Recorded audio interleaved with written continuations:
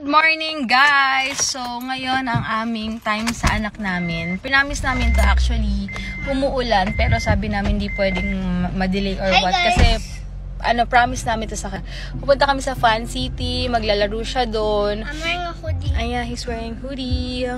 Yee! Ayun, guys. Kasi, ayun, at least once a week nilalabas talaga namin siya kasi bihira na kami lumabas ng weekends. So, ayun, and happy Monday. Actually, hindi na talaga namin siya pinapasok. Hala, look! Oh, B! Yeah! Daddy, give it to, show it to him. It's a B. Ah, yeah! Oh, what It's a B. the? It's okay. Give me it. I wanna hold it, Dad. Ayun, guys. Tapos, tawag dito. Yun, hindi lang kasi kami umaalis sa weekend. So, ngayon hindi ko na siya pinapasok. Guys, Ay, I yeah! found the B. You like it, right? I'll go. Tapos, guys. It's trying to fly away. Yeah.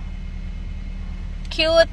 Hindi ko na siya pinapasok kasi kagabi pala umuulan na. So, sabi naman daw sa school, kapag daw umuulan, it's up to you, it's up sa parents kung, Guys, I have a pet B now. kung papapasukin mo, or daddy, kung papapasukin mo or hindi. So, yun. So, kami, hindi ang pinapasok. Tsaka, sinuspend din naman. Oh my gosh, we forgot that. Yeah, my Wait